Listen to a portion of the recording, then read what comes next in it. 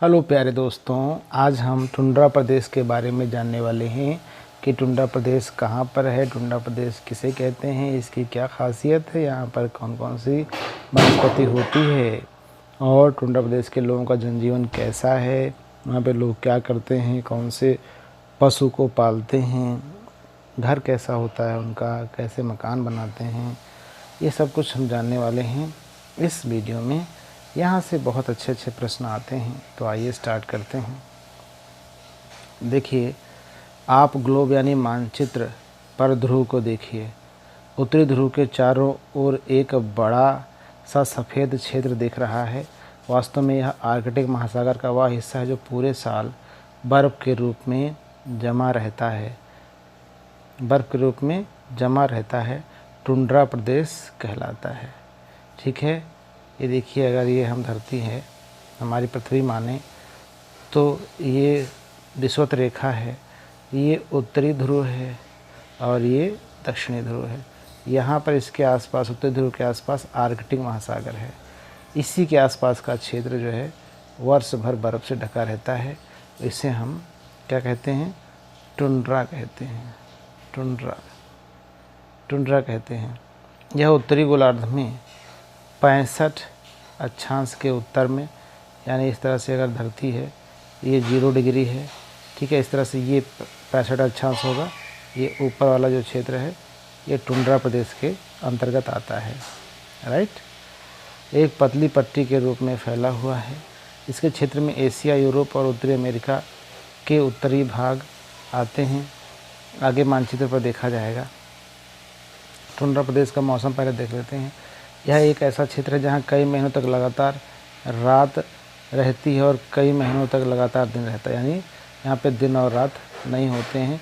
अगर दिन होगा तो दिन ही दिन होगा और रात होगा तो रात ही रात। यहाँ 3 महीने नवंबर, दिसंबर और जनवरी में सूर्य दिखाई ही नहीं देते, जबकि 3 महीने मई, जून और जुलाई में सूर्य अस्त ही नहीं होता। ऐसा इसलिए होता है क्योंकि तब सूर्य नॉर्थ उत्तरायण होता है।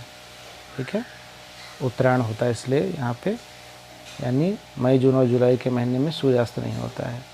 ऐसा क्यों होता है, यह हम आगे जानने का प्रयास करेंगे। ये देखिए, संसार का मानचित्र है। इस मानचित्र में सारे महाद्वीप आपको दर्शाए गए हैं। उत्तरी महाद्वीप, उत्तरी अमेरिका महाद्वीप, दक्षिण अमेरिका महाद्वीप, यूरोप, एशिया, अफ्रीका, ऑस्ट्रेलिया। ठीक है, ये जो एरिया है आपको जो दिख रहा है हरा हरा, इस तरह से गाढ़ा हरा, ये है टुंड्रा प्रदेश का एरिया। ये इसका जो अगर हम अक्षांश देखें तो 65 डिग्री उत्तरी अक्षांश के ऊपर, 90 डिग्री उत्तरी अक्षांश के बीच में यह क्षेत्र पाया जाता है। ठीक है, अब देखिए, सर्दी के महीनों में यहाँ इतनी ठंड रहती है कि झीलें, नदी, समुद्र आदि सभी जम जाते हैं। तेज़ बर्फीली हवाएं चलती हैं और हिमपात होता रहता है। ठीक है, यहाँ की वनस्पति के बारे में जान लेते हैं, वेजिटेशन के बारे में। वनस्पति यहाँ की कैसी है? आप जानते हैं कि वनस्पति के उगने के लिए नमी व ताप की आवश्यकता होती है। टुंड्रा क्षेत्र में नमी तो खूब है, लेकिन तापमान की कमी है। इस कारण यहाँ वनस्पति उग नहीं पाती है। ठीक है, यहाँ पर वही वनस्पति होती है जिसमें बहुत ठंडी दशाओं में सहन करने की क्षमता होती है। सूर्य के प्रकाश की कमी तथा अधिक ठंड के कारण यहाँ के अधिकतर पौधे गुच्छेदार एवं 5 से 8 सेंटीमीटर ऊंचाई वाले ही होते हैं। झाड़ियाँ प्रायः उन भागों में विकसित होती हैं जहाँ पर बर्फ़ का ढेर उन्हें तेज़ चलने वाली बर्फीली हवाओं से बचा सके। इनमें आर्कटिक विलो नामक झाड़ी प्रमुख है। अब देखिए,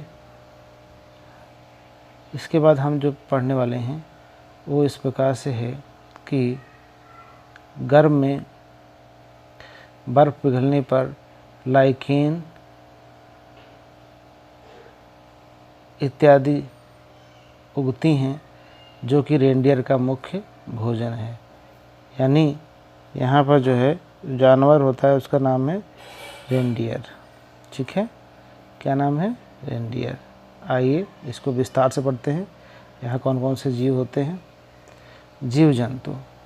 आप जानते हैं कि टुंड्रा प्रदेश में अत्यधिक ठंड रहती है, फिर भी यहाँ रेनडियर, ध्रुवीय भालू, ठीक है, आर्कटिक लोमड़ी, मस्क बैल, कैरेबू, भेड़िया, लेमिंग आदि जीव पाए जाते हैं। ये इतनी अधिक ठंड में कैसे जीवित रह सकते हैं, इसका देखिए।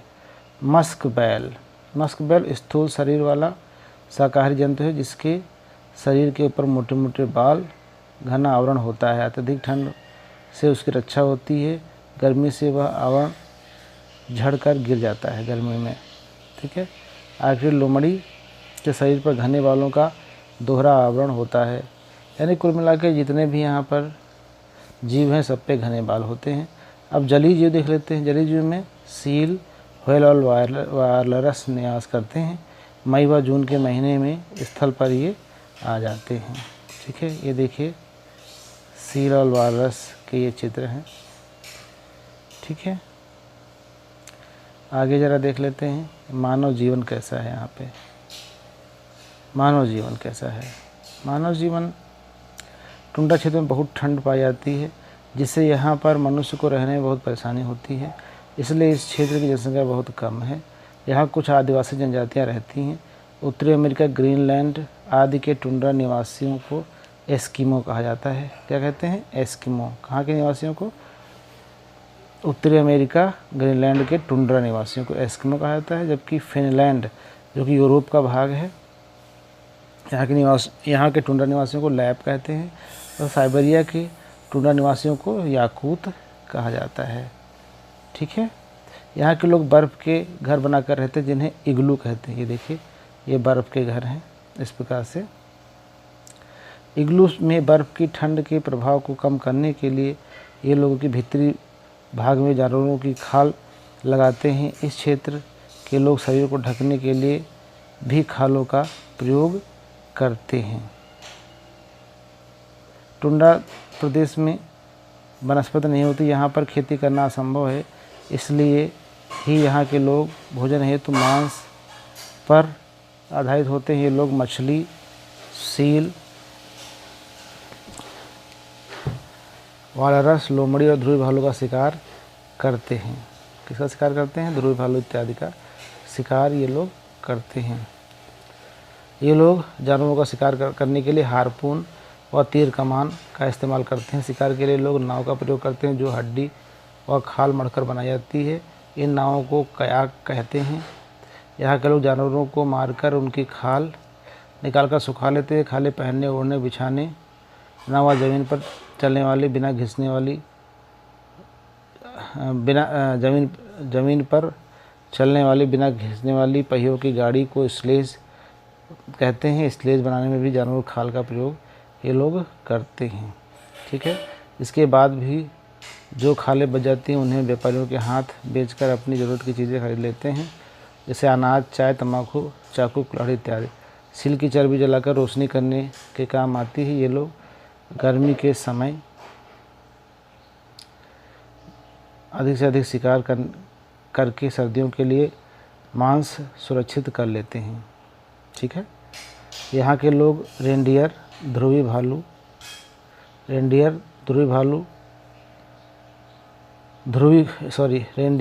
व ध्रुवी कुत्तों के झुंड पालते हैं। रेंडियर से इन्हें दूध, मांस, चर्बी, हड्डी व खालें मिलती हैं। ध्रुवी कुत्ते स्लेज गाड़ियों को खींचने और शिकार में सहायता करते हैं। पिछले 50 वर्ष में टुंड्रावासियों के जीवन में पर्याप्त अंतर आया है। इसके जीवन स्तर में सुधार हेतु प्रयास भी किए जा रहे हैं। अभी लोग खालों के स्थान पर फर वाले कपड़े, हार्पून के स्थान पर राइफल, कयाक के स्थान पर मोटर वाली नाव का इस्तेमाल करने लगे हैं। ठंड से बचने के लिए लोग इग्लू की छत पर कालीन लगा देते हैं, ठीक है। रूस की सरकार ने रेंडियर फार्म बनाए हैं जिससे इनके जीवन स्तर में सुधार आया है। इग्लू में प्रयोग की जाने वाली कालीन की आपूर्ति आपके प्रदेश भदोही जनपद से की जाती है। आप सभी जानते हैं उत्तर प्रदेश का जो भदोही जनपद है वह जो है कालीन के लिए फेमस है। कुछ चीज़ें हैं वो जान लीजिए, और भी हैं इम्पोर्टेंट। रॉबर्ट पियरे उत्तरी ध्रुव पर पहुंचने वाले पहले व्यक्ति थे। एमंडसन दक्षिण ध्रुव पर पहुंचने वाले पहले व्यक्ति थे। टुंड्रा प्रदेश में चलने वाली बर्फीली हवाओं को ब्लिज़र्ड कहते हैं। कनाडा के कोणधारी वनों में लकड़ी काटने का व्यवसाय करने वाले लोगों को लंबरजैक कहा जाता है।